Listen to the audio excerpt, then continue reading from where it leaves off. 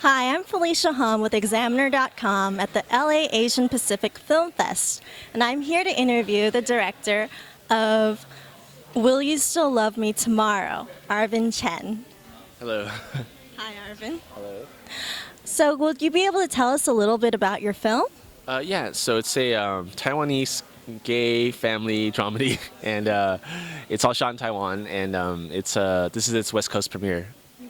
So I'm looking forward to it. I think my first film, Ovatai Play, played at the same festival 2 or 3 years ago. Okay. And can you tell us a little bit about the inspiration behind the film? Sure. Well, the basic story of the movie is about fake marriages, which are actually quite common in Asia, which is when someone who's knows he's gay still decides to marry a straight woman for the sake of starting a family, and usually to appease his parents.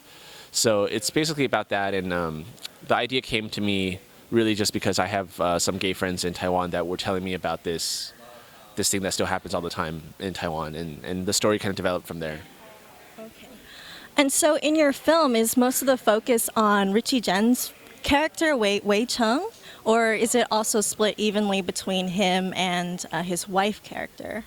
I think it's pretty evenly split because, it started with the idea of Richie Ren's character. He's obviously the gay guy who's in the marriage, but as I was writing, I thought, well, his wife is just as interesting, or just as kind of, to me, as sympathetic of a character as he is. So I think in a lot of ways it's not just about one or the other. It's about both of them and their relationship. And then there's kind of a second storyline, which is about Richie Ren's sister, who's about to get married. Okay. And how did you like working with Richie Ren? Did you watch his work while growing up, or? Yeah, I watched. I'm a big fan of Johnny To, this Hong Kong director. So I watched a lot of Johnny To movies. Richie Ren is in a lot of Johnny To movies. So it kind of started with that, and then working with him was actually great. This was a big challenge for him because he's never played a gay character. I don't think he's ever played such a everyday character. So it was great actually.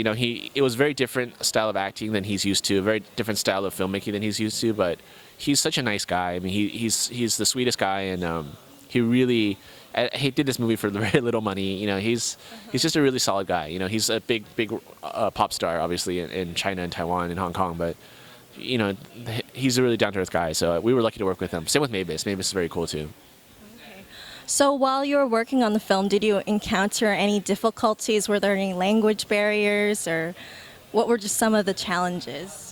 The biggest challenge we didn't have. Luckily, the production went very, very smoothly. The biggest challenge of the movie, I guess, is that the subject matter is inherently sad. It's a tragic subject matter, but we chose to shoot it as a romantic comedy.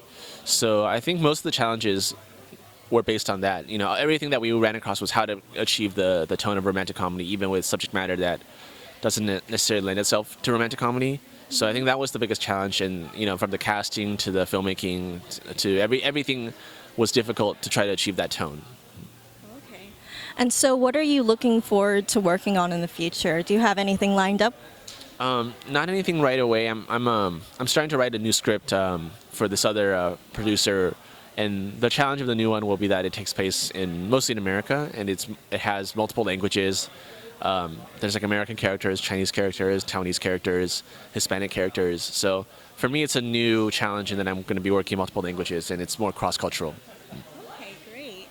And finally, what do you think about, does your film accurately represent the current attitude towards homosexuality in Taiwan, or is it something a bit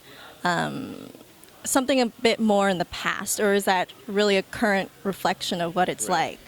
I think we tried to make it as current as possible. I mean, obviously, there's probably places in Taiwan where it's more progressive than what we're showing in the movie, and there's places in Taiwan where it's probably more conservative. So I think we tried to show, as much as we could what modern, maybe like a modern kind of societal look at Taiwan is like. But I don't know. I mean, it's always hard to say if it's purely accurate because there's so many different types of stories. But I think that we definitely showed one kind of story that is definitely true to what Taiwan is like right now. Okay. All right. Well, thank you very much for your time, Arvin. No problem. Thank you. Thank you. And we look forward to seeing your film. Thanks. Thank you. Thank you. Thanks. Thank you, Arvin. Thank you.